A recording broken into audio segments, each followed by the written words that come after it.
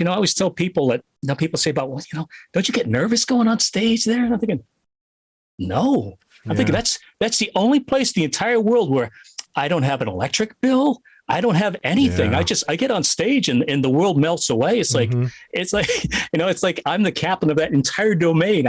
There's nothing else that, I'm in control. Did you ever have stage fright at all? What's that? Did you ever have stage fright? I don't think so. Yeah, me either. I've never met anybody that said that before. Everybody always says that they did. I wonder what is that? Are we megalomaniacs or what? What is that? Or we just don't care. I don't know. It's. I think if you see, to me, there's and I don't want to wax philosophical, but to me, performing it's like this sacred bond you have with your audience. It's like I always think of it as a privilege to be able to get on stage and perform, and it's like.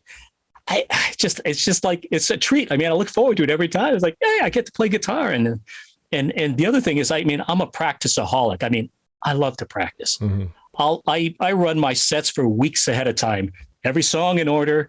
I go through. I've got my guitars set here. I make guitar changes, all programmed. Anything I would do during the show, I will do that every night before a show for probably at least 2 weeks. So, I mean, that's the level of prep that I like to have, because I think you owe it to your audience. I see performers now, and there's a delineation. Again, I'm going off on a tangent here, but please do. Between a musician and a performer, and being able to notice, be able to do both at the same time is important. A lot of people don't understand the concept of a performance, and I think that's a lost art. I think I see people up there with tablets and phones, and they're reading lyrics or they're looking at the chord changes. I'm thinking, no, you've got that. That's an electronic barrier that's an insular layer between you and your audience. You don't want that. And anything that distracts from that, you don't have a direct conduit to your audience. You don't have that. You can't connect then. So, I guess I'm old school. Yeah, I think I was going to ask you about that. Like, did you always have, because your stage presence is insane. Like, it's just amazing. I mean, you look like if someone were to cast someone, then tell them, I want you to be this character up on stage, and then you were the greatest actor in the world, and you just nailed it. That you play like the quintessential most charismatic sort of like full of presence guitar player, and you have all this physicality to you, and you seem so comfortable and also connected. Like you look at people, and I've always noticed that. I feel like, oh, he's playing for me. and has that always been there, or was it something you developed? And I was. I was playing. You were for playing for right. You were. You're right. Glad you picked up on it. No, it's again. You saw me and you're like, "This was for you, Jason." Hey, Jason. It's for you.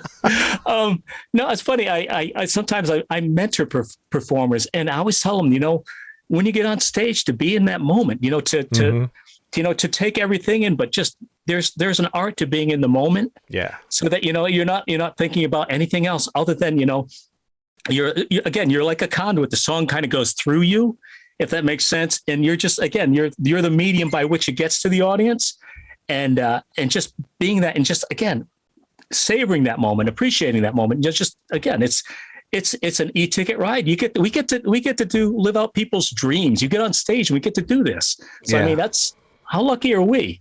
Yeah, it's a blast. I remember the first time that I ever, my first band, Nowhere Found, I used to wear sunglasses because I think I hid behind them because my eyes don't triangulate, and I was always a little self-confident about self-confident.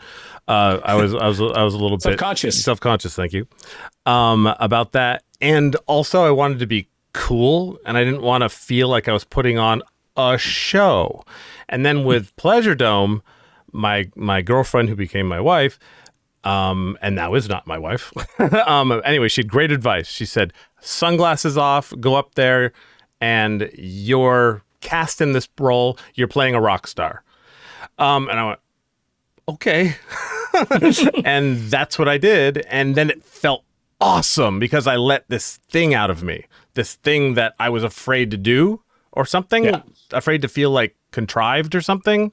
And then my hands went like this, and it was this power felt, this amazing drug, like endorphins, you know? Yeah, that's rock star post number 3 if you're keeping track at home. Exactly. Yeah, that's fantastic, because that's exactly what I was dying to know that about you. Like, is it something that is just inherent in you that happened, or is it just sort of like a decision? Yeah, it's funny. I'm completely unaware of anything that happens around me on, as far as any facial affectations or anything. It's funny. I read somebody had posted a YouTube video, and it's like, oh, he's making those stupid guitar faces. That's distracting. I'm thinking, okay. I'm completely oblivious to any of that. I'm in that moment, and I'm not thinking about it. I think it's just, just connecting with it on every level, so that, whatever emotion just happens to play out at that moment, you're just like, yeah, that's, I think it would be contrived if I tried to go. I couldn't do that. If you just tried to be right, if you played like the cool guy, I'm the cool guitarist. I'll never be the cool guy. I just, I'm just, that sort of kinetic energy that just, it just flows. It's a blast. It's a blast to watch you.